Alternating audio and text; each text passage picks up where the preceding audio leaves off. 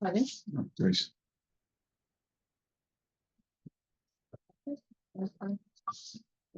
Ready to go?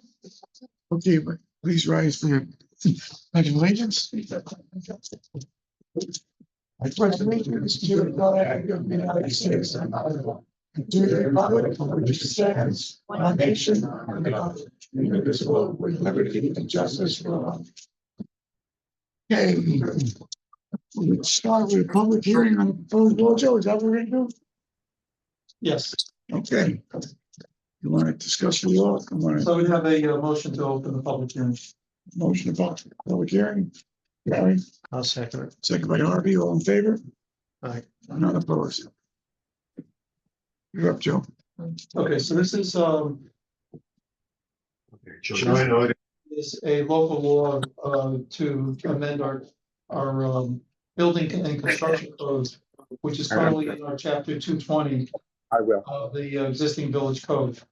And what the background of this is, in our discussions with the New York State Department of State, one of the things that the Department of State asked us to do is to work, as they're doing in other villages also, is work with them on basically updating our building and construction law. And it has to do with things like how you obtain, what you need to file to obtain a building permit, how long the building permit will last, you know, what the term of the building permit is, what you need to do to extend the building permit, and just as examples. So that's basically it. So what happened is the mayor and a few of the representatives of the village went to Albany on I think it was April 19th, if I'm not mistaken, and met with the Department of State. A few of the trustees tried to attend by Zoom, but were blocked out by the state. They didn't want them to participate.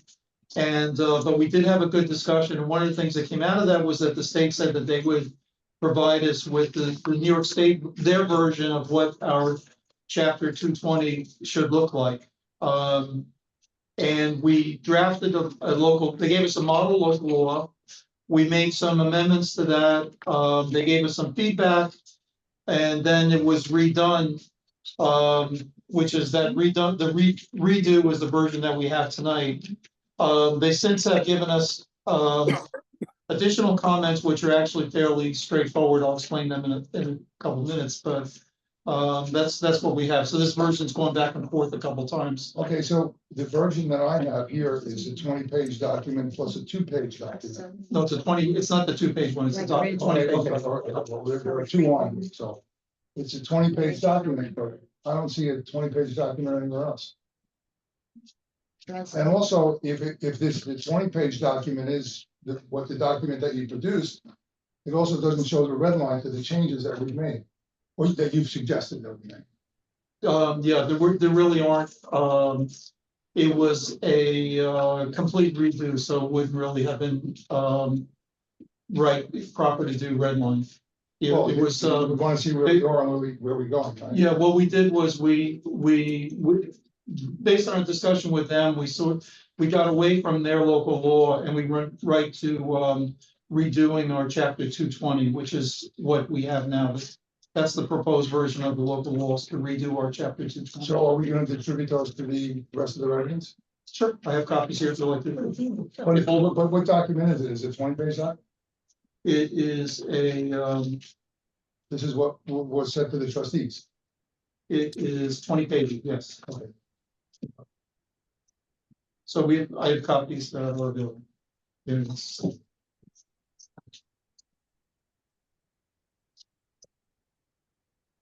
Someone give them out. I read that online, so It's on them. Is this the latest version, but it's just a version? Is that what? It's a draft, yeah. It's a draft, it's not a final. No, it's not fine. I don't want. Oops. Thank you, thank you. Anything else? Why is it, if it's still a draft, why is it something we're discussing today? If it's not a final version? So the public could get input if you wanted to, or ask questions. Okay. One of the reasons why it's not a final draft is that we just got comments from New York State just 3 days ago, so that they were trying to get their comments in as quickly as possible. They knew that it was going to be before the public tonight, but they just got us their comments 3 days ago. And I'll go through, those comments are actually fairly straightforward, so I'll talk about them when we go for that. I'm sorry, but can you identify yourself? Because the Oh. transcriber I doesn't live know. number 4907. So when we sent this, the state, I started by saying the state gave us a model law that they wanted us to adopt. And in that model law, they had a couple of things that were not really appropriate for the village, like they wanted the law to include permits for parking garages. You know, like you find in New York City, things are Nassau County, things like that, parts of Suffolk County. So that was, we did not include that in the initial draft. Also was a thing called operating permits, which is appropriate for commercial property, not for residential property. And one other thing is the type of inspections that are done by fire marshals in commercial properties, which we don't have commercial properties in the village. We do have things that are called places of assembly, which is this building here, I feel is a place of assembly. So we did include some language for that, but we did not include language for, like I said, parking garages and commercial structure inspections. That's basically what the state got back to us about this week, is they want us to include language addressing parking garages and operating permits for commercial uses. They want that in the local law, even though we don't have those uses in the village.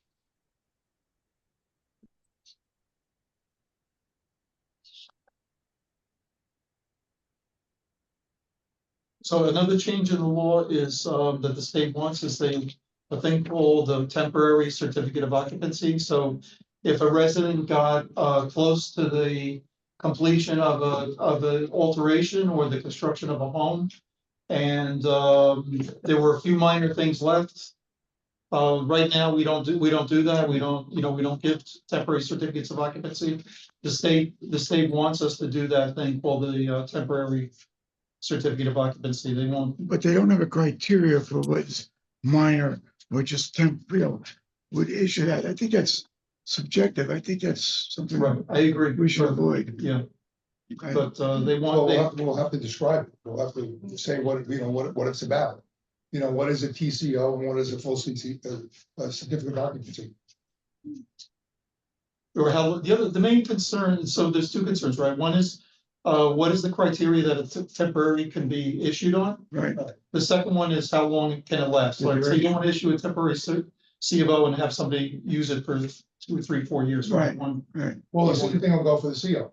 the same thing with C of O, right? Right. Mhm.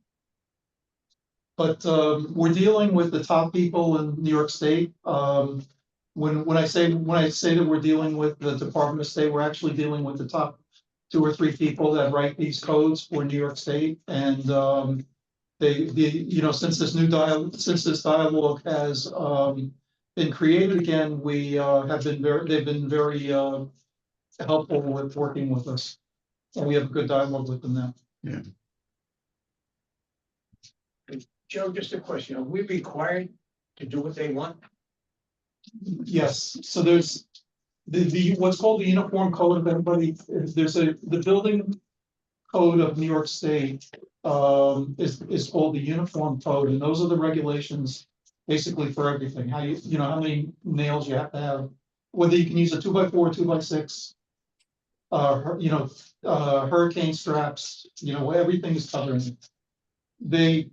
They have minimum, they have one of the sections of that uniform code is called the minimum standards. The minimum standards is what the minimum provisions that have to be in your building and construction law are.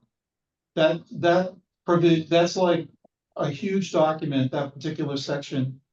They have refined that now at the state, as I said, to what they call a model local law that they're hoping municipalities will adopt as their building and construction code, and that's what they're working with us on. I'm sorry, your name, sir? Roger Fay, 6670. Okay, but there are certain things that may apply, not apply to us. That we'll have to straighten out with the. Yeah, it's gonna have to be in there. It's gonna be overkill rather than. Right. Taking things out, you know, they want. Yeah. So we won't, so like as an example, parking garage is not in our zoning code. You can't leave here tonight and file an application for parking garage, but if it, had it been in our zoning code, there would be a provision in. This document about what you need to file in order to get that approved.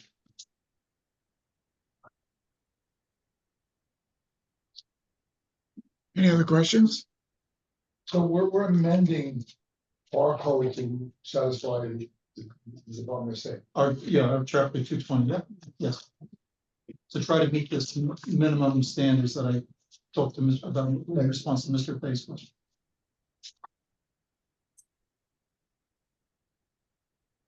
I'll just point out another part of this law that is the term of a building permit. So the law this version is drafted, a building permit term would be for 1 year. And you could get 2 1-year renewals of a building, just as a suggestion. 2 1-year renewals of a building permit with a fee. And the board will need to discuss what that fee. Yeah. My suggestion would be that the first renewal, the fee would be less for the first renewal than it would be for the second renewal. If you want to do a second renewal, it's up to you. You don't have to. You have the ability to do it if you want to.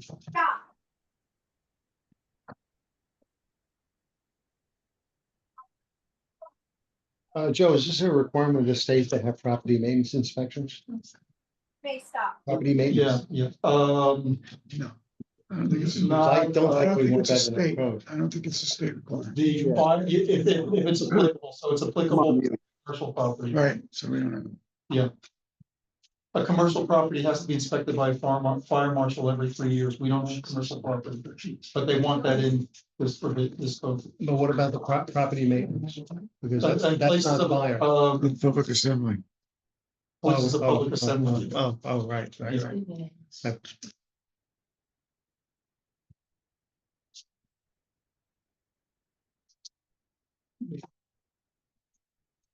I can make a motion to close. There's a lot of reading to do here. Yeah, so it'll be on the website. It's on the website. The updated version as we update it will be on the website. This is the most updated version, No, we just got comments from the state, as I said. 2 days ago. Yeah, and that has to do with adding back in, parking garages and operating permit. But if you go on the website and you make your way through this, if you see things that have nothing to do with this village, it's not because we included them by oversight, it's because the state wants them in this law. We've gone through every word in this law. It doesn't apply to us Yeah, now? yes. Because it's in this other document that they call minimum standards, and that's what they want. Okay. Join the board, does anybody, I'm sorry, Jackson. Hi, Catherine Wilson, 24 Cove Lane. I just question, with leaving those other items in, without opening us up to somebody possibly deciding, I want to apply for a parking garage. I don't think so, I'm because, not comfortable that it's in there, but I understand what they're saying. yeah, I don't think so, because it's not in our zoning code. So what controls the uses is in this, is the zoning code, not this code. This is, If it was to be built, it's not zoned. Thank you. But filing South Code 907, couldn't someone get a variance to do that then? they could always. They can apply for variance. But if we didn't have it in the code, if we don't have it in the rule, then they can't apply for a variance. That's something that's not permitted. No, that's not true. They could always apply, whether it's in either of these Right. codes or not in either of these codes, somebody could apply for a variance, and it would be, that would be a use variance, and those are very difficult to get.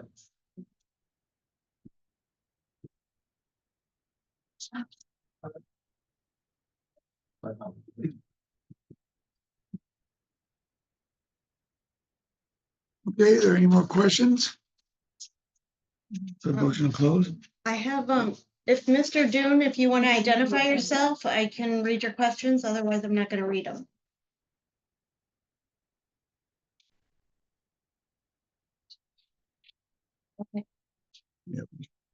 Again. Okay. Any other questions? Okay, now we go on to Yes, did we close that? Was there a motion? motion to close. Anybody, Gary? Oh, Second, you know, John? I'm sorry, I apologize. Can we amend that motion to a motion to adjourn? Yeah, So we can keep it open. and your motion to adjourn, Is who, Karen. Gary, Marky, and who? second by John. All in favor? None opposed. Second public hearing will be on the proposed law of 2024, title of which is local law number, whatever it's going to be, 124, local law amending at chapter 560, table 560B, dimensional regulations for the zoning, residential zoning in West Hampton Dunes, code, 2-story limit to 3-story limit. Motion to open the hearing. Harvey, I'll make a motion open hearing. second. Anybody? Gary, all in favor? You're welcome. Okay. Do you want to discuss that? So this is a continuation of our hearing on, Last month. the law. This law does two things. One, the first thing is that it would, in our code, for a long time, we've had a limit of 2 stories in a structure. That's not a height limit. The height limit has always been the same, and it's not going, always been, for a long time has been the same. Right. And is not subject to change by this local law. The height of a house will not be changed by this local law. If this is adopted, what would change is what's within that height, where basically basically the 2 in our code now we change. We have a 2 in our code which will change to a 3. And there's also definitional changes of what a story is, and I think basement. There's a couple of definitional that mezzanine, Right. which is important because those definitions have changed in the state code over the years, and we should match our code to the state code. Oh, God. I was applicable 907.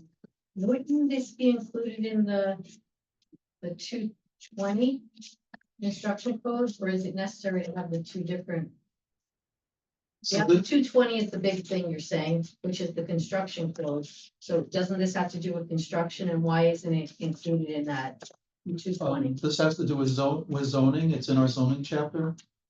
And we, because one might move ahead and the other one doesn't move ahead, or they get, one's changed before, just to get at least one of them going if we could. It's done separately because each one addresses a different chapter of our code. This one is the zoning code. So much. What is the new one changing from the old? But the change every one of them. It would be to change the 2 to a 3.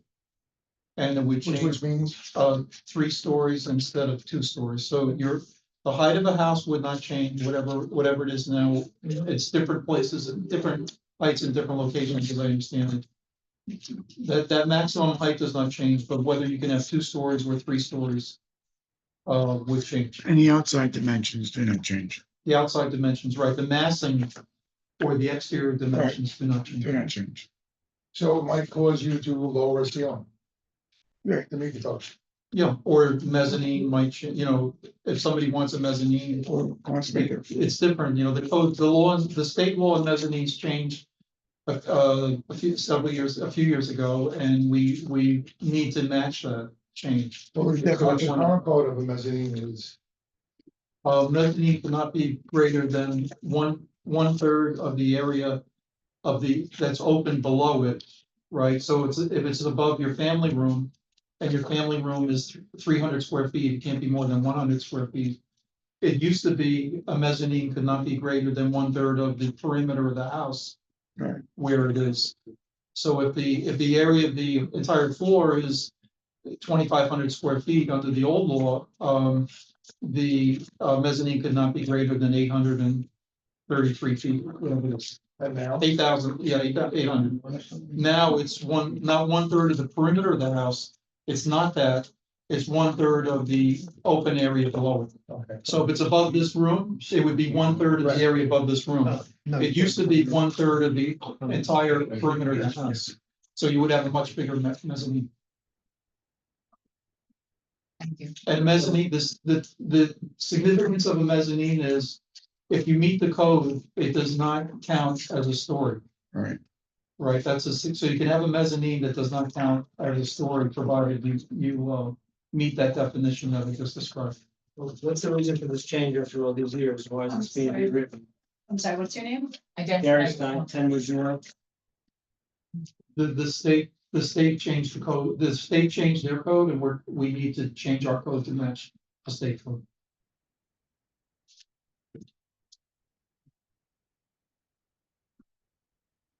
A lot of these changes came from from storms, not the storms that we know, but also storms upstate.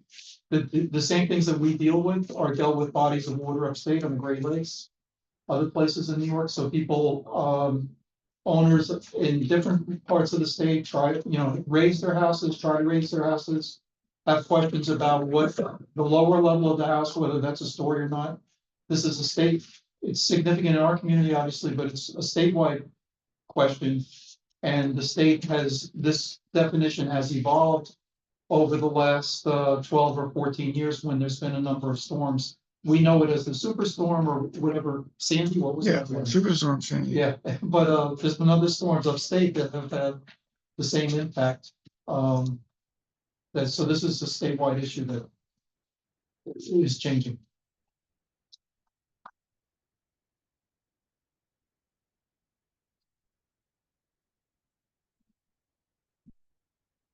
You recommend we vote on that? Pardon? Would you recommend we vote on that? I think that you should, I think that we should have the state look at those the definition part of it. That probably would be my recommendation. To adjourn it? Yeah, I think that you should adjourn and have the state, since we're Yeah. here, Yeah. we're close to the state Yeah. on the other one. Why don't we send Right. one and have them look at That's both fine. ones, and then we could. That's okay. That's fine with me. So the distribution of that information. Yeah, yes. Motion to adjourn, anybody? I'll make a motion. Second, Gary, all in favor? All right. None opposed. Public hearing on proposed law 2024, chapter 350, inbound and motor vehicles. Good to hear, Brian, this. And the village code. Yeah, council. I'm sorry, you want to speak about it? Yeah. Basically, Well, I need a motion to open the hearing. Motion to open the hearing, second Harvey, all in favor? John, this is impounding vehicles is something that we didn't used to deal with on a large scale because the circumstances that where you would impound a vehicle are not usually something you come upon regularly, but with the LPR cameras that we have, plate reader cameras, we're getting more of those hits, so we need to kind of work on an arrangement. And so Joe's been working with a tow company that's willing to accept the vehicles at no cost to the village, take all the liability, make things a lot more simple Yeah. for us. We did approach West Ham Beach to see if we could use their impound yard, but that would mean that an officer would be out of the village for a long period of time and have to exchange money, and it would just complicate everything. So this is still not gonna be something that's done frequently, but it's going to be done the best way for the community. there may be a need, Right. all right. Anybody have any questions about that? I think it's pretty straightforward. Back comes somebody in an illegal vehicle, it needs to be, stopped and towed, yes. Eileen, so I'm with 97. Is there any cost to the No. village for Yeah, it? no, So it's just a pass, Right, we don't incur any. exactly. no, but we get the vehicle. We'll get the summons revenue. We get the from summons, outcome, right. But they'll deal with everything related to the tow, storage fees, and liability if the vehicle should get damaged in their impound yard, stolen, anything like that. Would you switch to major cardiovascular events in adults? I see That's 75 what, in here. I'm not sure. Joe. Yeah, so that's a funny question, because when I did the local law originally, I just said impound is must be 375, and a nightly fee must be 275 or something, but then I actually looked at some of these, and actually the impound fee is not that much. It's like, No, there's a standard that's pretty much. yeah, it's like $75 or $100 for the initial impound, and then I think it's about $75 per night, so We actually have been talking to a yard that does this, and they were supposed to give us a proposal for tonight. I talked to their attorney today, and he said, because he was supposed to get it to us yesterday, to be circulated, and he said that he hadn't been able to get it yet, so. Yes, do you want to say something? No, not at all. Listening to you. Yeah, so we need the local law and we need an agreement with the tow company. There's two things, as Brian said, there's cars that come through on our plate reader that are flagged. That are hit. For suspensions, revocation. Yeah, that we need to get off the road. But then also under the New York State vehicle and traffic law, there's also certain types of cars that certain car vehicles that you can impound that are deemed to be abandoned. And it's actually not too difficult for a car to be considered abandoned as long as it meets certain criteria. There's also gonna be 3 tow truck companies that we're gonna be able to rotate through, so it's fair to, so it's not one company that's getting all the work. It's similar to every other agency that it's gonna mirror pretty much everyone else's policy. But we don't share in the fees, the storage fees. No, no one, only West Ham Beach does, but when I tell you the process that's involved, it's just not worth it for the environment.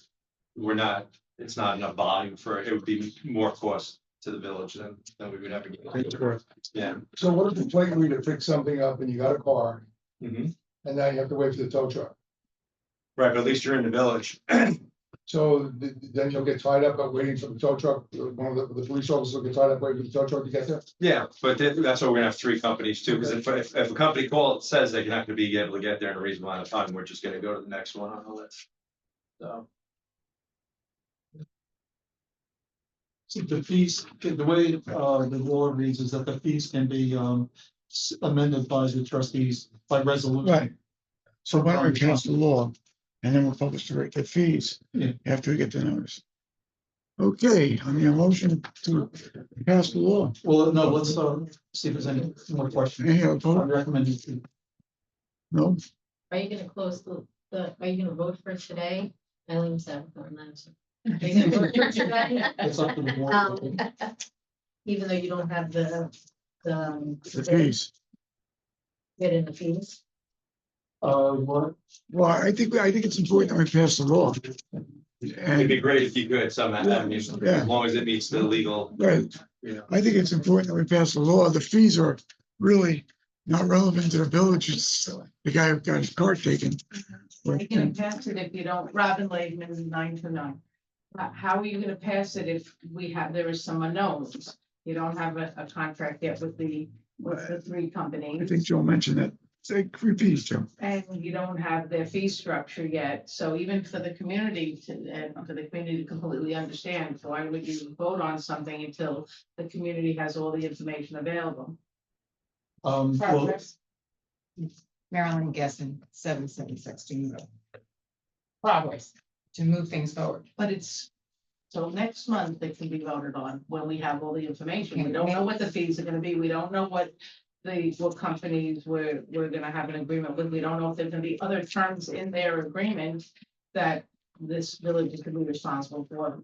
Brian saying that we shouldn't be responsible, but we don't know. We won't know till the documents are given, and that means that the law will still have to be amended. So you're gonna be voting on a law that's gonna change between now and when you get the information. So you're voting on, you don't have a law even that you're voting on. You're voting on a premise, not on an actual law, because even Joe said that the law will be finished once we get all this. So I don't even know how you can vote on something that the law is not complete. I don't see such a rush for this. What's the big deal? You know, And the reality is, if we catch it on the reader, great, but if it's not, we haven't been catching it for all these years, so what's the difference? well, it should be in place before we. Well, Brian, what's gonna happen if you pick up a car Well, and, so we can and address. now you have. We can address it. This was the What are way, you this doing was with it just the then? more industry, this is the industry standard way of doing it. Right. I did give Joe, West Ham Beach's numbers. I Mhm. mean, if you wanted to go based on, I don't know if you have it in front of you. If it happened today, what would you do? Depends, like we've even parked them here. At the old building, took the plates off and said, go get your own tow truck, which we could still do. And then we return the plates to Albany, but that's not the standard way of doing it. If we have to do it that way, we'll do it. It's Just so. temporarily. Absolutely, no, I am, absolutely. I'm not an attorney. this was just something that we were trying to do, and if it has to wait, I understand. If legally it has to wait, we'll figure it out. That does a lot We've had of, to adapt for many years. yeah, that does a lot, that adds a lot of liability to the village, Uh, parking a car here. But that's, it's, worried about any damage or things like that. Right. Usually, we've done it, and usually you can get somebody to rapidly get a tow truck here because they just want to get their car and they want to get it back to their house, which legally they can. And we have the plates which get returned to Albany, and they have to go through the process of straightening out the issue with the DMV. And then they come to court for us, and it's a misdemeanor charge, and then they deal with the district. So we still get the process, the Correct. fees Yeah, related to. the sum is the- this, So that, we're still right. getting that income, if we're not gonna not have that while we wait a month or so or two to get the law written the way it needs to be. The law's written. Well, the law's written, Um, the fee structure is not. What happened was, I've been discussing the law with the constables for about 2 months. I've heard Yeah, about this. the attorney for the impound place is a little, slow to respond. I think is part of the problem. So there is a little bit of process. They want to do it. It's just, I think they're very nice. Yeah. Something's going on, so it's 4 weeks. That's all I have to say about it. It's whatever you did, that you guys decide. Thank you. Yes, my recommendation would be that we, close the public hearing, and not vote on it, that we resolve the couple of things that we discussed. But, get the public hearing behind us. Yeah. Is there a motion? Second? All in favor? Aye. Not opposed. Okay, that ends this portion of the meeting. All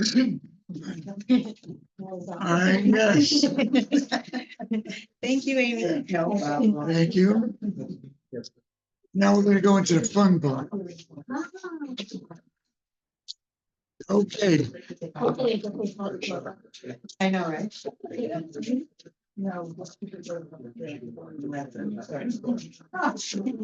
many of you are anxiously awaiting our October report for the month, and we're doing extraordinarily well. We had a very successful early spring and the plover season. We have a lot of amorous plovers out there, and we're doing well with their nesting and nest mating and hatching. We currently have 11 nests active in the village. A very strong number, stronger than many years before. More importantly, of those 11 nests that are active, 9 of the nests are significantly close. 8 of the nests, actually, 9 are A nests, which is the first nesting attempt that is successful. When the plovers nest one time and they're successful to a point, and those babies get laid, the eggs get laid and they get hatched, that's a successful A nest. That means they'll be done in the fastest amount of time, which will help us get the string fence down sooner than ever, right, rather than later. So of the 9 successful nests, 8 of them have already hatched, which is incredibly early, a very good year. The amorous attitudes have been working out very well. We have 2 bee nests left of the 11. They will be hatched by 6/16 and fledged by 7/16. So if those bee nests remain successful, there could be a C nest, which is always a problem. But right now, the majority of the nests are scheduled to fledge between June 29th and 7/5, July 5th, which, as you know, in July, they come out to a reassessment. Any of the fledge dates, all the fence should come down. We have the location of the nests and the fledging. We don't know where the birds will actually be, but they won't be there because they'll be fledged. That means they're mobile. There's a good chance we're getting most of our string fence down by early July. It'll be a year, it'll be a record year for us. Plus, that's a significant number of birds. Each nest carries 4 eggs. Some of these had 3. They were all hatched, so there's quite a few babies out there. Please, the biggest complaint we have from the reports from the monitors is unrestrained dogs and some arguments they've had. We've had 2 dogs, 1 leashed, 1 unleashed, observed near beach access number 1 in groin 15 in the western end. The owner of the dog refused to leash the dog when he was requested to by the federal agent. That could be considered harassment, and if the dog continued to do that, he could be charged with a federal crime. That's not something to laugh about, although, and it's not something we have any control over. That's something that the feds can and do charge with. Is that a homeowner? Got that, right? Don't know. We just know he had a dog.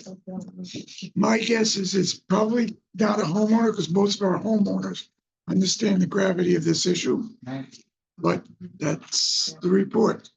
There's a brood number 1 at West Hampton Groin was also harassed and disturbed. A dog ran up to the chick by the shoreline, sniffed and barked at it. The pair became very territorial, and the dog owner associated with house 683. Oh boy. I guess they followed the dog back to his house. There was no action taken. No one's been charged, but you gotta remember, if you let your dog out, it's by village code, it's gotta be under control of a person. The dog does not have to be on a leash except on weekends during daylight hours. And after that, if he's off leash, he must be under control. This dog obviously was not, but there obviously wasn't enough of an issue to charge the homeowner. Please, it's not something to fool around with. These guys charge you, you're gonna have a world of problems. It's out of our control. It's out of our control. It's a federal charge, and federal lawyers don't come cheap. Yes, Jim. Are all of the fences up that are gonna go up? Yes, at this time. Then I can tell you right now, I have an infestation. Ah, They're all over the place, and I'm the chickens. I got the chicks. Yeah. I got the 80 birds. I'm not telling you. I don't tell you, Jim. Because I don't want a fence up there, but look, I was sitting down there yesterday at the beach, and the little chicks, they're no bigger than like a lamb. That's all I want. Right. Right, That's true. And the adults are right, because they'll make you see them and they'll make you try to follow them. Yes, Get away from parents. them, unless it's right on. Yeah, I- broken wing. I would not admit to that since you're not an expert. You may be mistaken. But if you'd like, we can send a federal. I don't have an infestation. Well, but you know, the federal In inspection. 10 years, we're gonna be like trying to net them. No, they're really good. They're very nice. They're beautiful, and generally they do fine as long as you don't go out of your way to harass them. We've been very successful. We've been most successful area in the Northeast. Since, yeah, and it's been a lot of work For years. from the early BPPA to now. So it's hopeful that it continues, and you know, we keep things in mind that way, and I'm very happy to contribute to the total population. There's no other comments or admissions to be made, I hope. Okay, well, there's another interesting topic. Our elections will be held on June 21st. That'll be Friday next week. The elections will be held here downstairs. If you haven't mailed in your vote or voted by absentee, you will be able to come here and vote between the hours of 9 a.m. At 12 a.m. I was going to say 9 and 12, but it's 12 p.m. and 9 p.m. So please, let's all participate. It's been a hectic time for Robin in the village, and we're all working hard. Let's get out here and vote, and hopefully your candidate goes well. And hopefully I'm your candidate, but you have that choice. Tax bills are out. We'd like to see the tax bills come in as soon as possible, because as you know, after July 1st, there is no alternative. It's a state mandate where you're charged 5% interest for the first defaulted month, and then 1.1%, Just 1%. 1% a month every month after that. until next year, and then it's another 5%. it's 1% all the way through. If it's delinquent the second year. No. No, It's just 5% that first month and then it's always 1% after. well, that's still significant. Please get your tax bills in. There is no legitimate excuse. Even if you say you did not receive a tax bill, that does not exempt you from those tax charges. So please, if you, from the penalty, so please, if you don't think you've got your tax bill, let us know, and we will let you know what the taxable amount is, so you get the check to us. Movie night. We've been asked to change the movie night, which we've agreed to. It is now on August 3rd. It'll be Kung Fu Panda. It's a great night. Bring the family, the kids, bring a bottle of wine, sit on the beach. It's a great night, one of the funnest nights in the village. So please, remember now, it'll be August 3rd. It's Saturday night. The movie starts at dark, which at that time of year is somewhere around 9, a little earlier sometimes. I think 8:30. Little early. And it goes on for whatever the length. Until everybody goes home. Yeah, well, no, the movie ends, but you're welcome to stay as long as you like. The upcoming green nourishment is a significant issue. As you know, this board has been very successful in getting that green nourishment done and kept it at very more than adequate level. This is a new program now, where now that FIP is in place, and it's going to take some strong government relations to keep that amount of sand in place. It's due to start in the fall. We've got the preliminary drawings. We were unhappy when we saw the preliminary drawings. We've asked that the Army Corps come back. They immediately did come back on our request and resurveyed. We're waiting for the secondary drawings we brought in. Hopefully it'll be next month. And hopefully we'll have a lot of sand. You never know. Possible annexation. You know, there's been some confusion about that. One of the most confounding confusions is that why would we want to do it? Well, it's very simple economics. We'll be adding $40 or $50 million worth of assets to the village, taxable resources, with absolutely no cost to our effect. Because we currently have a mutual agreement with Southampton that if a call is made for that area, our guys already go and answer it. And even if they didn't, it would cost no more. It would be virtually very little cost extra to the village, possibly a small cost in snow removal, small cost maybe for fire, but that would be picked up by individual homes. But the tax benefit of having those homes added to our rolls is incredibly valuable. So we're looking forward to that. The people in that community area have asked us several times to get active in doing it. Now, we couldn't do it 2 years ago or the year before that because the governor changed the law. We were starting to do it. And unfortunately, the governor, who was not a friend of small government, changed the law. NICOM, the association which I was the president of, and now the still the oldest sitting member, the longest sitting member, probably one of the oldest. We fought with them and we got it reinstated. So we are able to do it if those people will agree. And I'm fairly certain, I know Brian's had many conversations with people in that area. I've had conversations with families, and they're very anxious to join our village because of the outstanding way things have been done. They look to enjoy the beautiful. Yes. Yeah. It'll be voted that area. Why is it their choice and not the homeowners that live here now? You know, I don't think we'll include our I village. don't think so. I think it's just their. They do I law. think it's their vote.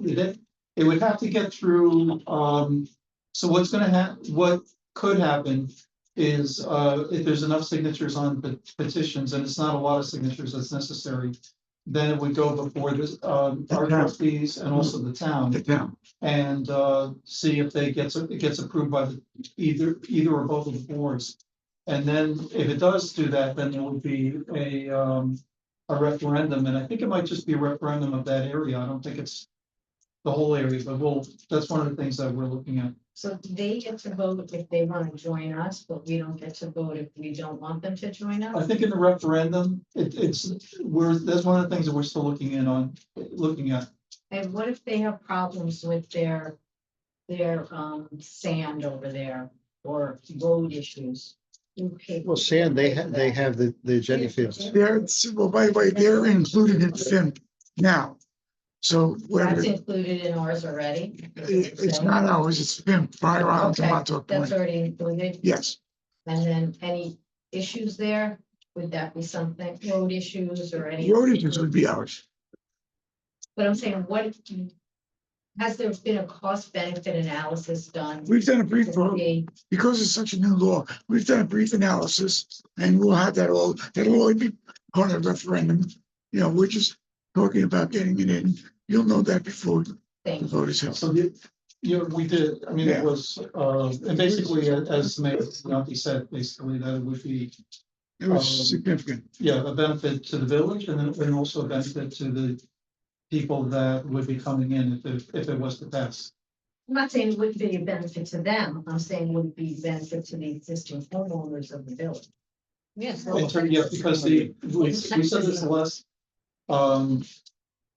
what happens is a lot of our costs are fixed costs, they're not variable. So to, to have the village office open is a fixed cost, not, necessarily a variable cost. And that would be spread over, a greater, assessment role than it is now. So to bring in 50 homes, would to be able to spread the fixed costs of our budget over an additional 50 homes, which would be an increase in our assessment role of maybe as much as 30% would be a significant benefit. And on the other hand, they would be getting portions of their town tax bills would be eliminated. Reduced, right? Reduced, and they would be getting the benefit of our constabulary, the other things that we have. Two questions. Are the condos included in that? No, So if they get carved out, if there's a house on one side of it and no, it goes up to the first. That's off before the condo. Right. No, but we spoke to West Hampton Beach and they may be interested They're in looking to come over taking over that area. from their borderline all the way through the condos. And Joe, you said, the town of Southampton would have to approve it? Yes, The What- town what- board, yeah. What incentive do they have to get a hold of tax base? well, the criteria for rejection is only whether or not the petition is a valid petition, not whether or not they like it or don't like it. In other words, the signatures have to be verified by the town that are genuine. And if the petition is genuine, they have very little reason. They have very little. They have to approve it on that basis? Yeah, George. Well, they don't have to approve it, but but the approve, whatever action they take, it's ultimately reviewed, could be reviewed, but the thing that's different about this annexation from others is normally there's a territory that's just outside. The carve out here is of an area that in order to provide services to that area, the town has to cross through an incorporated area. So the town actually has to go outside of the area that is responsible for, and then come back into an area. So that's one of the things that's different about this that we're hoping the town will see.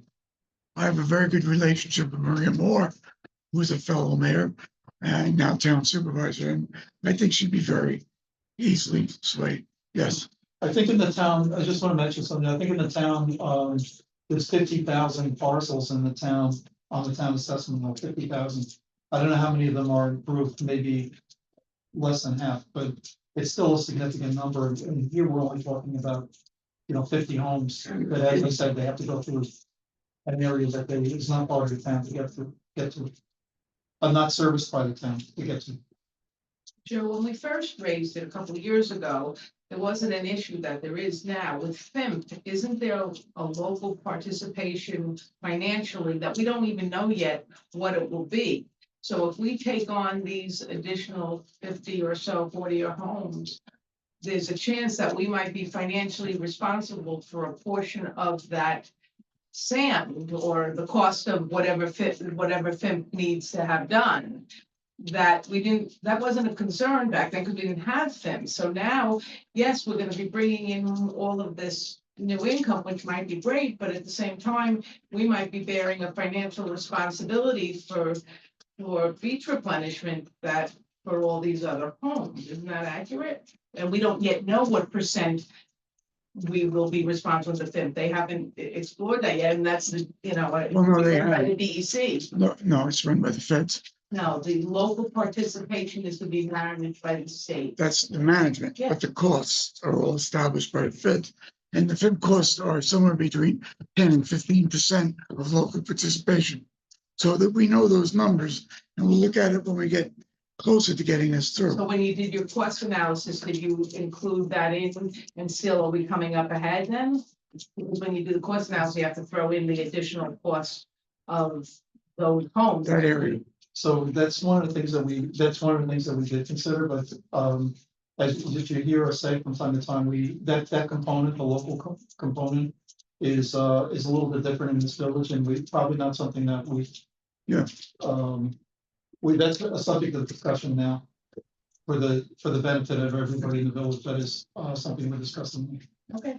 But it's, because of the relationship that we have with the federal government and the state government, that's different from the rest of the town. That local component is, a different, story here.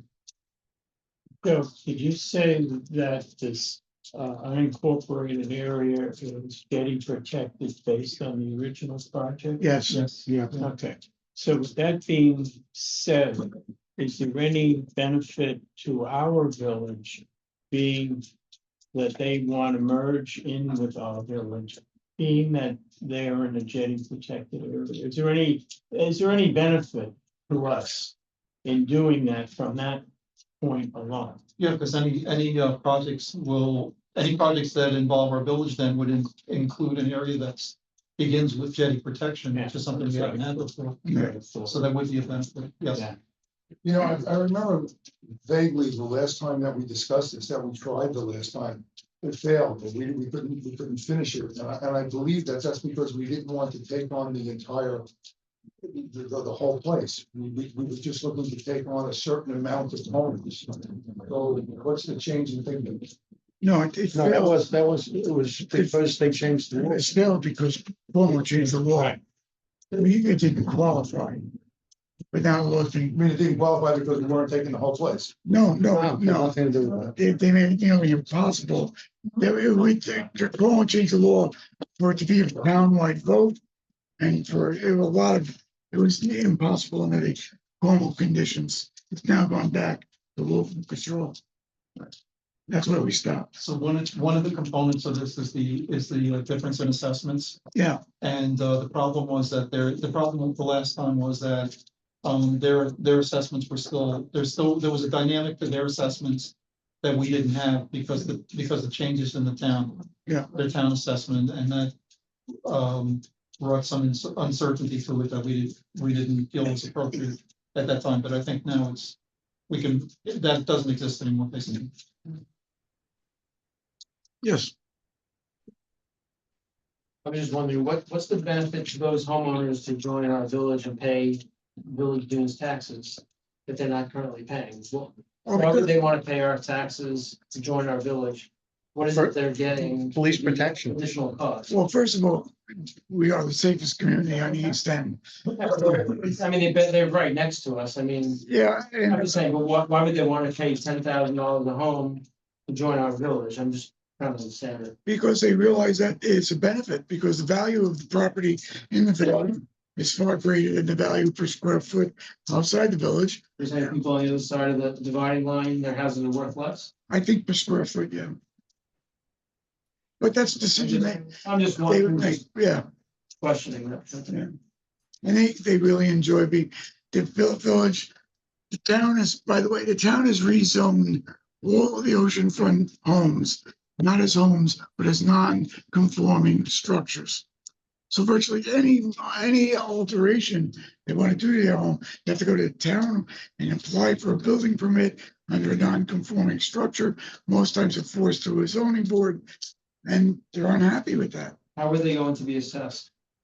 Could be a Because right now, from what I understand, as homes are sold in the dunes, they're assessed based on the sale price, but homes that are sold many years ago are assessed based on a $2 million base. So are homes gonna be reassessed in the dunes to reflect market value? We haven't decided that yet, but we're looking to get that straightened out. And would our homes be reassessed because we bring those homes in? Like, no, that has nothing to do with this, but I think our village is about ready for a reassessment. Since it's been quite a while since we've done that. So we'll be interviewing firms. The assessment would stay the same, there's no change in your house, but the tax rate on your house would change because because of this, what we're saying is the budget would be spread over a greater number of houses. And to answer the question, are you from, I'm sorry, what's your name? I apologize, I'm sorry. Gary, sorry. Oh, hi, I'm sorry. No, Gary. So this is a discussion we had in 1991.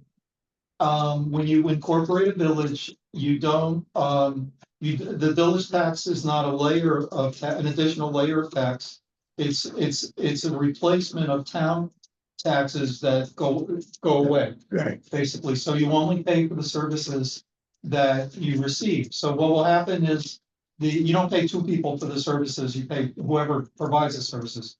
So what would happen if this, if we were able to do this with those houses is portions of their tax bill that they now pay to Southampton would go away, basically. So Because we're servicing those. right, highway would go away, police would go away, Police would things go like that. General So government, does that mean that our taxes will be reduced as a result of them taking a piece of the pie? yes, thank you for explaining it so like that, I appreciate it. That's what I've been searching for. There's one divine. Yeah, right. And this will have no effect on our great relationship with the replenishment of our beach. No. Beaches now, I understand they have their own arrangement. No. Now there's the new arrangement encompasses from Montauk to Fire Island. So we're under the new arrangement. Okay, so when the Army Corps comes down and says your town has now a mile longer and it's going to cost more money if something were to happen, it won't negatively affect us down here. We seem to be doing very well under, That area probably never had re-nourishment because of the jetty fee. It goes by 9 cubic yards. Jetties do a great job. Can I say one little thing? I was here when I was a very little child, when they were building the jetties. When we were down there with big trucks came by. I was like 6 years old. 5 years old. Oh, I just wanted to interject that I was here when they were building the jetties. I mean, from when I was 5 years old. And the big trucks came by every day, we had to be careful. Just a witness to it, so it's a big change. Where was the house now? 782, which is still there. Yeah. Dr. Russo. Yeah, you remember. Oh, my God. Great guy. Oh, thank you. Any other questions? Yes, I have a question, please. Mary Jane O'Connell at 927. How would the cost of incorporating additional 50 homes into the village affect the cost of the constabulary? That obviously you're going to increase the size of the village significantly. So if you're presumably going to police an additional group of 50 homes, how would that cost value cost benefit analysis be impacted? Yeah, the constabulary? I mean, honestly, we do it now. We actually do it through interracial agreement. We would not be increasing our police department. They'd only be driving another quarter of a mile down the road and making a turn. I'm not really talking about the distance of a quarter mile. I'm talking about 50 additional homes that would be under the supervision or I guess we oversight. pretty much do that now, Mary Jane. We are on patrol there most of the So time. no need to increase the constabulary and no additional forces would be needed? No, we don't believe so at all. Okay, thank you. Well, and really, I mean, as the experience has been over the last 30 years, we haven't seen an increase. And the fact is, a lot of those homes are more summer homes than our homes. We actually have a lot more year-round residency. but it really would not impact our budget significantly Mhm, compared to the amount of income. mhm. But we'll Okay, thank prepare you. all of the, we'll do an analysis and have all that paperwork ready for you guys to see and go As we over go down the pipe. as we get down the pipe. So if it looks like there's an interest in this from the public, and there is a study that we, there is a study that we need to do. Right, with you. A lot of the questions that were theoretical tonight or conceptual won't be answered specifically because we're required to do it. Right.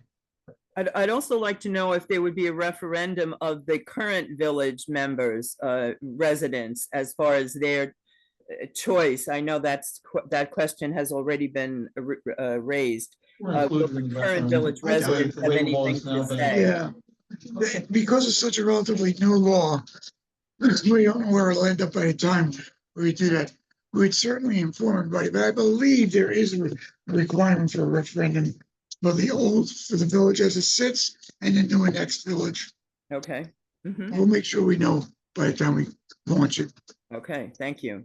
You know, I don't believe that they could announce they're being annexed to us without our permission, Right. if that's what you're worried about. I think it will take that. Mhm. I'll check on my next trip to Nikon. Okay, thank you. All right, great. Anyone else? Okay, thank you. Summer construction, it's important to us to maintain a quality of life in the village that I think is outstanding now, but always has room for improvement. And I think we talked about the summer construction law. Did you do any work on that, Joe? Do you have anything about it? Well, we have a law that was pending, that We modified it so Yeah. that it starts before Memorial Day, goes to after Labor Day.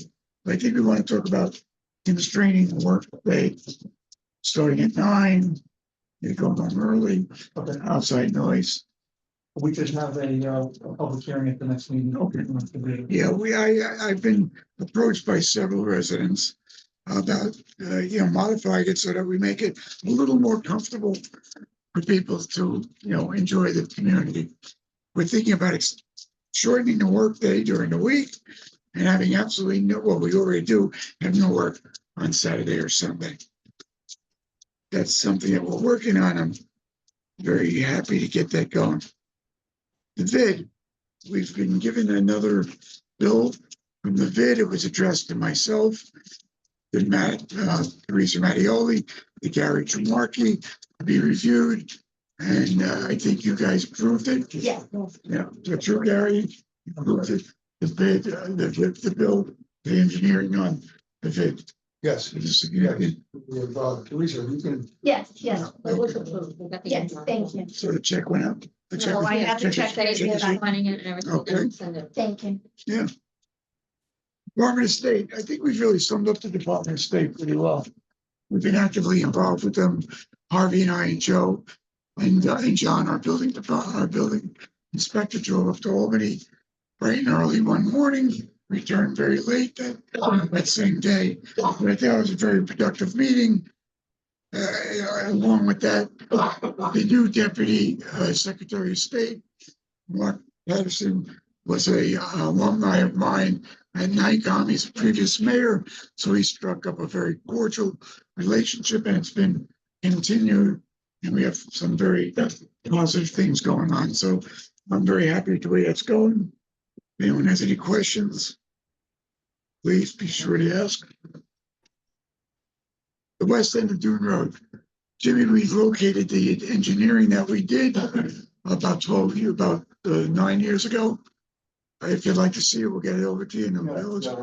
I think we may even have electronically. We're going to put that together and present it to our friends at the county. Ed Romaine, who is also a very good friend of mine, said that he'd love to look at it and see if we can get him to participate. And that was really nice. And possibly get the DOS, Department of Transportation, come down and help us, because it's quite expensive.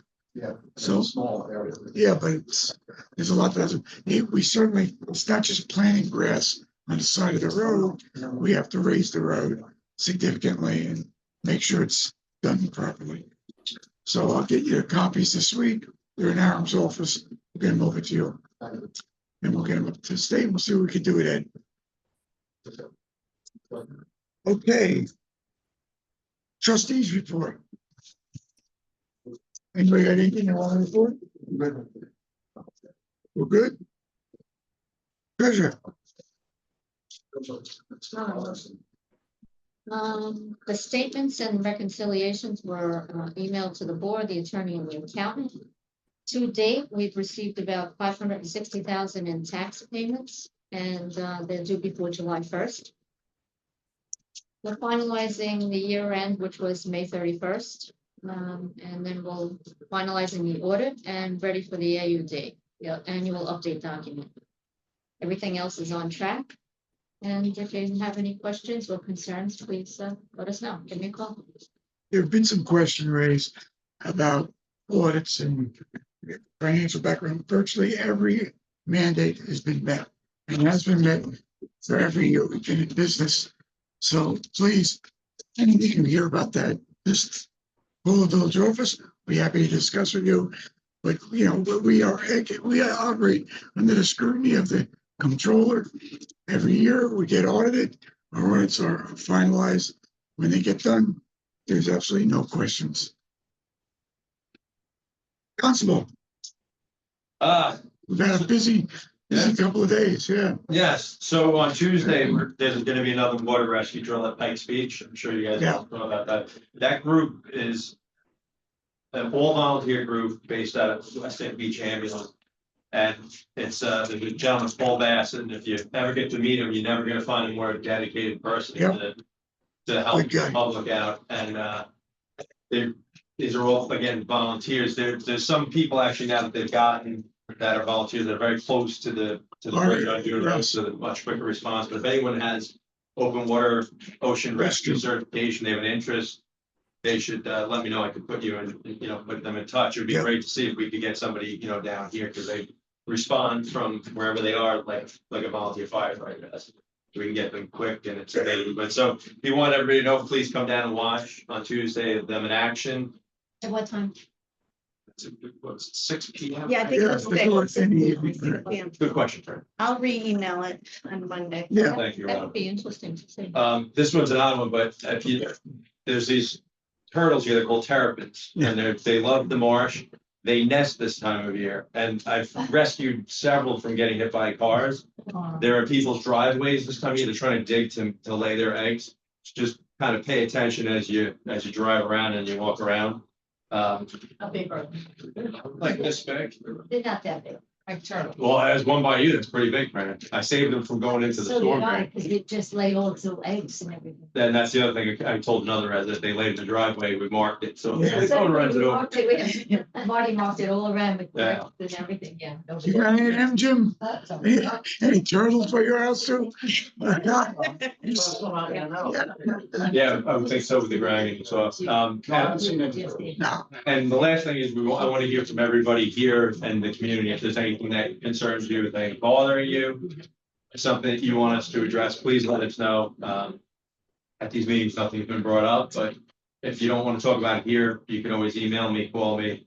I'll stop by, talk to you, whatever, we'll make sure that your concerns are being addressed, and if anyone has any questions now or during the public comment. No, just let Joe come. Yeah. Can you remind people that New York State fireworks are illegal? Yes, we've had, you know what, and it's, people try to blame renters, it's predominantly residents. And there was a gentleman in your area that was spoken to, and usually alcohol is back to you. I don't know why people say that all the time. They say fireworks are illegal here. This is still New York State. Yeah, So, cross the bridge into another state, into another area. I wish it So the was. laws still apply and you can't fireworks. And obviously we have this rain right now, things are nice and wet, but that's not always the case, right? So we don't want to have the potential for a fire or anything. And the one final thing is dogs. We did have a visitor, not a renter.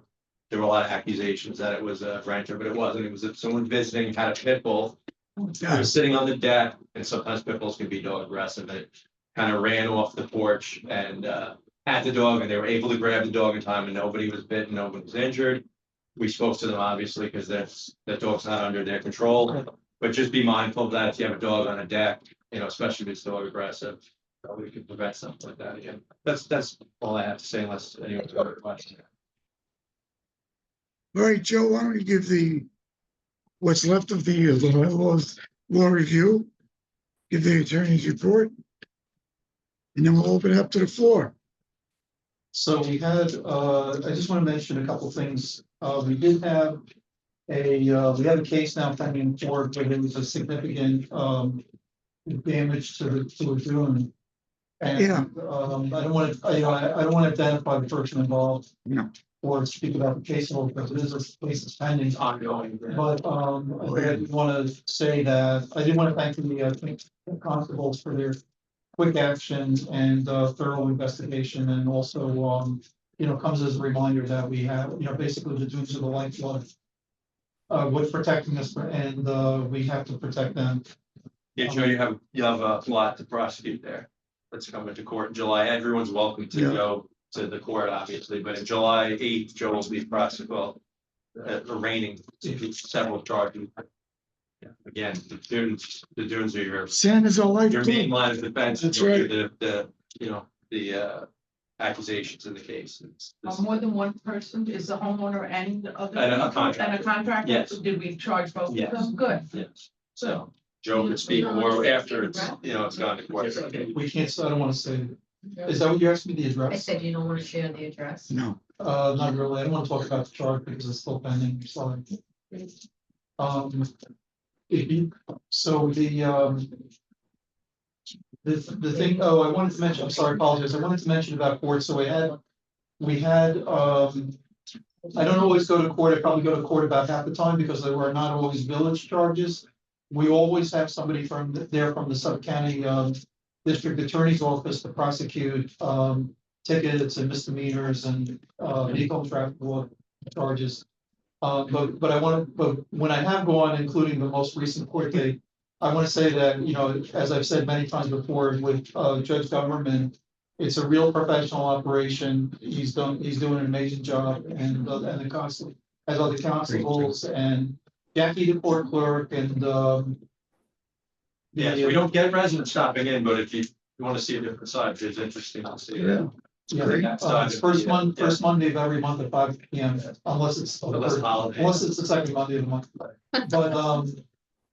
but anyway, it's a real credit to the village that we started, our court started out in the kitchen of Judge Joachim, and the defendants would come in the front door of his house and then leave the back door. And one of my daughters at the time was about 4 or 5 years old, and she was taking the tickets and writing guilt. Nobody told her to do this, but she was taking the tickets and writing guilty $100 on the tickets, and then before the person even was called.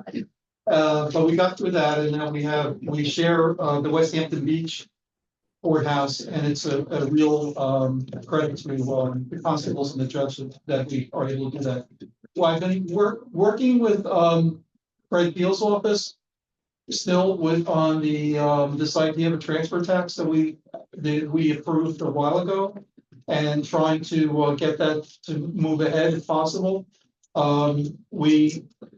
His office wants the language of our law, if it's going to be proposed, to match exactly the language of the 2% econic bank tax law. And there's just different things, different elements of the law, but I am trying to work with him as closely as possible on that concept. And also he suggested, which we talked about at the last meeting, I think, was to bring in Senator Palumbo, who's also a good friend of the village, and he'll be Yeah, it comes from yeah with Tony and Fred. He'll be hopefully I think it's going very well. And it's a complicated, their laws don't look like our laws. This law is like a 20 single space is like 20 pages long, and but we are working our way through that with them, and I'm grateful for them for their assistance. With that, and that'll be part of this discussion about FIN and these other things that happen. I think that is basically, there's a ZBA meeting scheduled for the 29th. One of the things that they're going to do is to hopefully finalize the details of the language of the wording of the 738, 732. decision, and then this board should probably do the same thing at the following. Night. We did vote to approve it, we should formally adopt a document for that. At the next meeting. Yes, at the next meeting. So does anybody have any questions for me about anything going on legally? But I enjoyed the residents that I talked to from time to time. I enjoyed speaking to every one of you. Who'd asked me a question, go through the village, or, directly. Oh. I'm sorry, Thank you.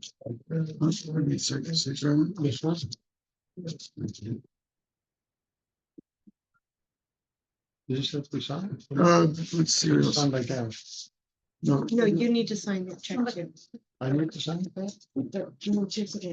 I should, but if you want Aaron to sign it. okay. Gary should sign it.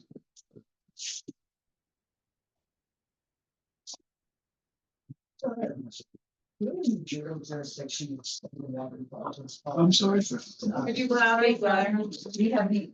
Yeah, from Boston. It's just, do we have any legal jurisdiction over the water with regards to, the problem and. It's not individuals. It's not asking, just to bring it up. We should have to sign the The check. past week. We're gonna make Specific. You can't hear, just wait. The past week specifically, there's been specific photos that I've taken videos and photos of that is coming and running along the entire line, at least over 1,000 feet more than that. And scooping up. This has been going, I really need to call you and tell you. But I know we don't have a vote, we have discussed that in the past, but what? No, I have what legal remedy- Alice Azulo, the head bay constable from South Day, and I'll speak to Okay. her first. I have tomorrow video, about I it, have but his vote. number, There's all a that. thing called a booth fish permit, which they are allowed to put out, and there's certain lengths. And since, we don't usually get involved in that, they're responsible for enforcing that, and they'll address anything, any resident here could Yeah. always call them if you ever have anything that concerns you. But that's what it was the last time, and when they told me the length of net, it was shocking.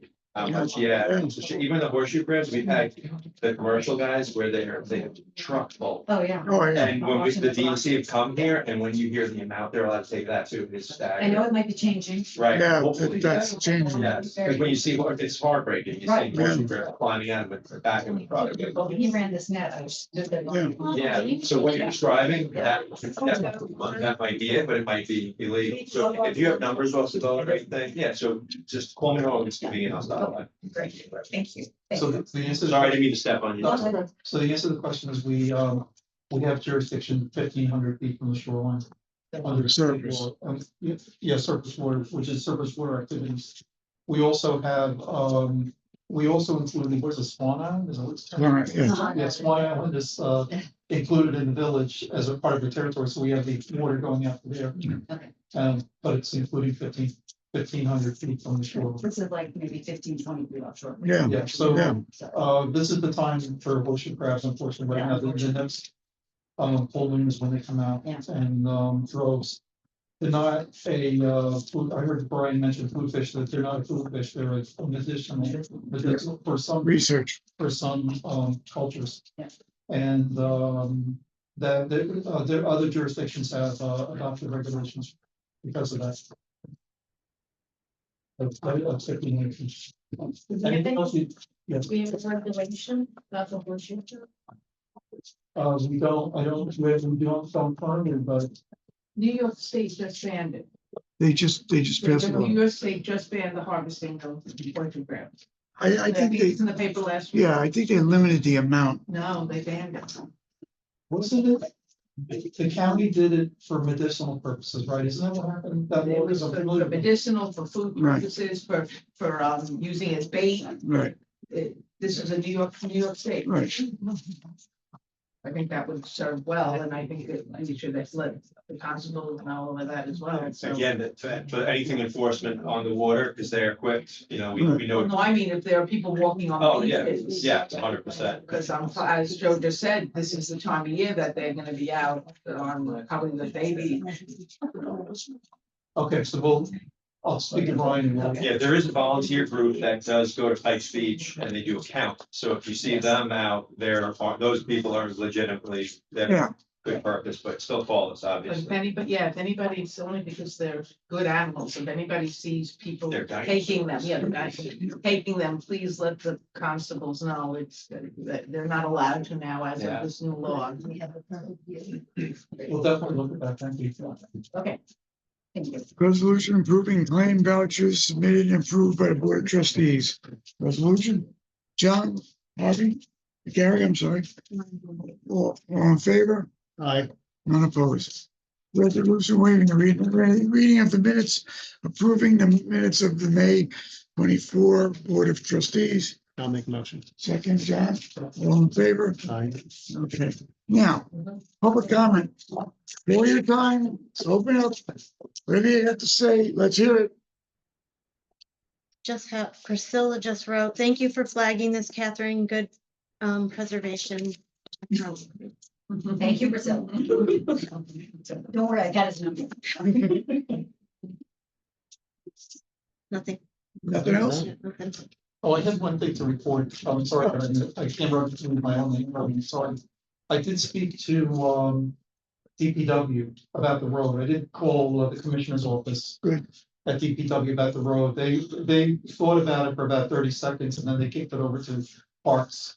Yeah. They said it's a Parks matter, not, they said DPW. And somebody called me back. They did review it and discuss it internally, and then somebody called me back and said that they want Parks to take the lead on it. So so that's the question. I know we talked about having DPW come in. They may still come in, but right now they want the focus point to be Commissioner Smagin and Parks.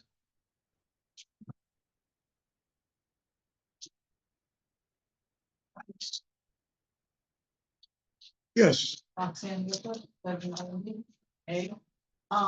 as the beach renourishment and your long-term relationship with the Army Corps of Engineers, that'll be happening when? It's gonna start this fall, This fall. first renourishment. Okay, so if you were to continue on as mayor, okay, would you continue to have our beaches in the condition that they are in now? Would that change if you were not? Because of your outstanding relationship with the Well, Army Corps of Engineers. I appreciate your confidence. I believe it won't change, but you never know. I mean, it's a dynamic situation. There are changes in government, there are changes in politics. Yeah, That's a major concern. we've been successful. A lot of years, I know that we want to, continue, I mean, I agree. I'm saying it's no longer, as much as I appreciate that, I used to be a trustee and serve on the board as well. It's no longer under the village jurisdiction. It's now the FIB study. It's out of our hands. It's got nothing to do, as much as personal relationships are wonderful and helpful. It is not that is going to drive it moving forward from this point on. It's no longer up to the village of West Hampton Dunes. So it's actually changing out of our hands. Well, Catherine, it was never really under our jurisdiction. It was due to a court stipulation. And that, so we really never had full control. But as you said, personal relationships mean a lot, as you know, and the personal relationships work. If you can't replace that, I'm sorry, I'd like to say it's true. It's just what it is. If 2 o'clock in the morning the sand is washing away, you need somebody to call. I don't disagree with that statement. Something's not broke. Right. Well, Why fix it? Okay, well, this is Are also. we doing like an election Yeah, campaign? this is, No, not appropriate. That's not appropriate. No, It's just a question. no, it wasn't. Anybody can answer any questions they want. No, it wasn't. This question. Are we done? So I have a question. So what happens after the next replenishment in the fall? What's the evaluation process?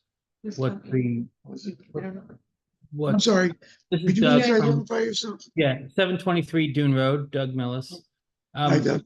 Hi, so we spoke about, I actually called you about this. So just so everybody knows, after this is the last contractual obligation, right? Correct? Actually, not, this is under FIM.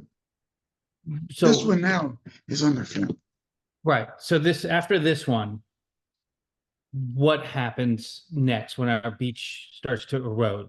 What's the federal government's responsibility? Are they done and we're on our own? Or No, is no, there, no. what FIMP happens? is a study, firearms to Montauk, I'm sorry. Please, we need to address the people.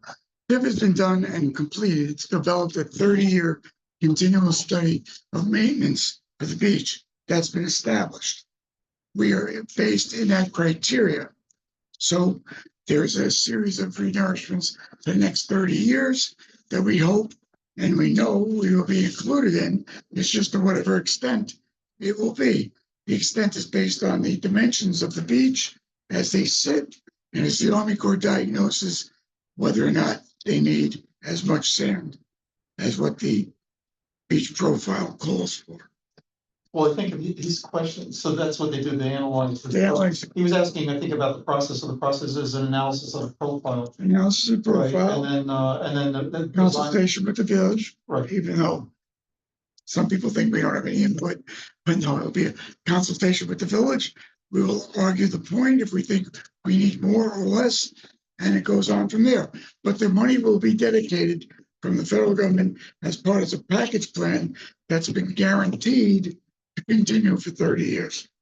So we will be continually reviewed for renourishment for 30 years, probably on the course of everything. The significant of the relationship now that for this renourishment continuation is that we don't have to pay for that. What is it? 10 to 15%. No, but to get the rig here is like $10 million. Oh, the mobilization. The mobilization fee, there's a mobilization fee of $10 million, $5 million. Never know, but it's expensive. Yeah, and Usually that's the main single biggest cost. Now it'll be spread out over the entire dimension from Fire Island to Montauk Point. So that significantly will lower the costs of the renourishment. Harry, I think what he was asking about was the punishments we were granted under the lawsuit. That's correct. That's what he was asking. Yeah.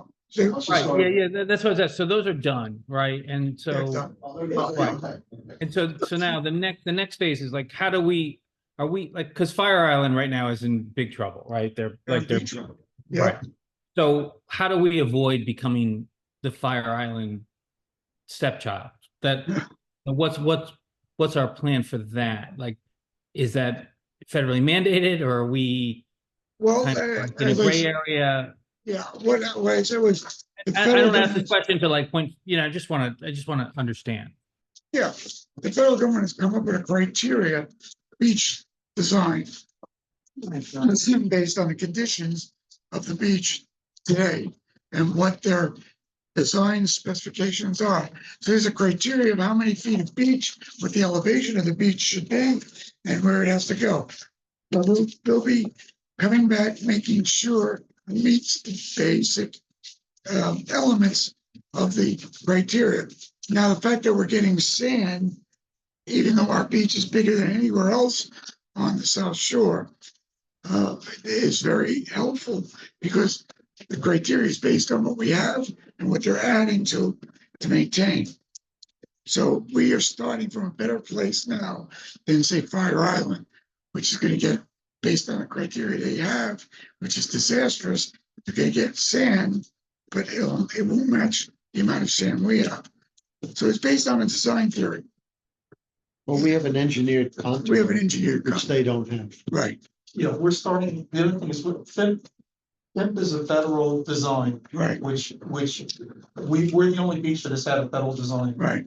For all these years. So the other beaches, the places out east that are each have their erosion districts and everything has been very expensive because they didn't start from the federal design. The same, what happened in Fire Island is the same thing, basically. The communities paid for their sand without FIMP help. Right. But they paid to dump sand on the beach where you can see it. Yeah. They didn't do the federal design, which is the full profile, which is what we have. So we're starting from that to begin with, which is a much more significant. That's why during Hurricane Sandy or Superstorm Sandy, we virtually walked through that unscathed. And east and west of us, they were devastated. But the beach contour below the surface has been designed by Army Corps to help relieve the energy of the waves coming ashore. So we're basically a much more stable beach than even a growing field. So we're in great shape, and the design carries across the face of the entire South Shore.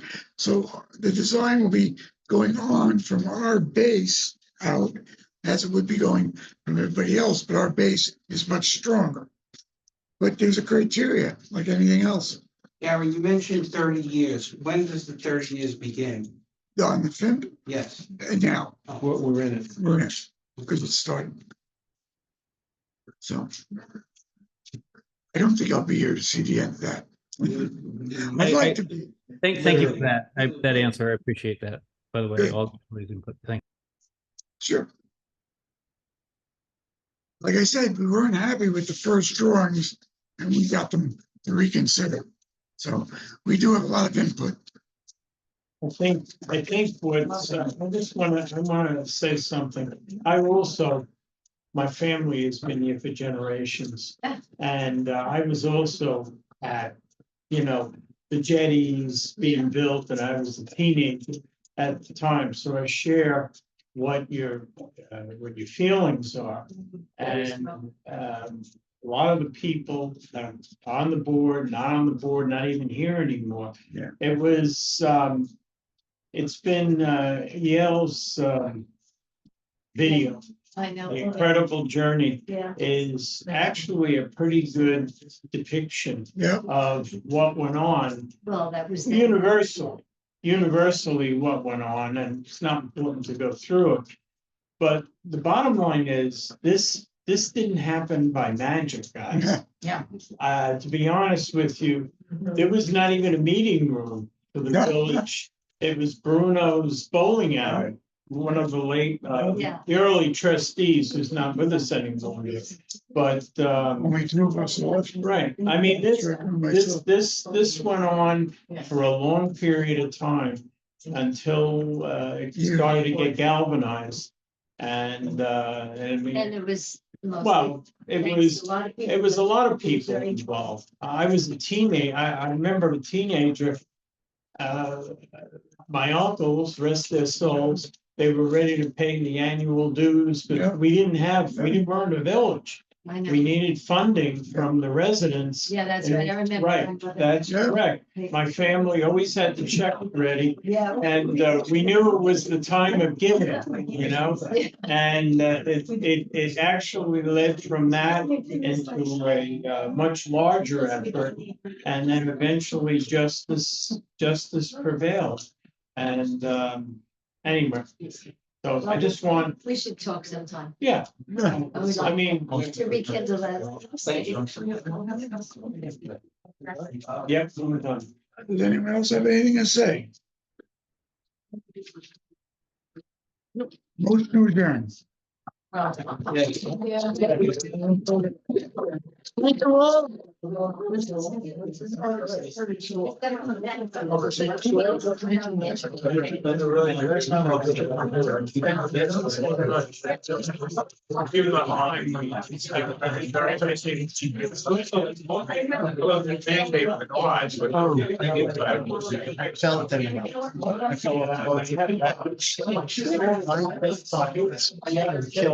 Right on my.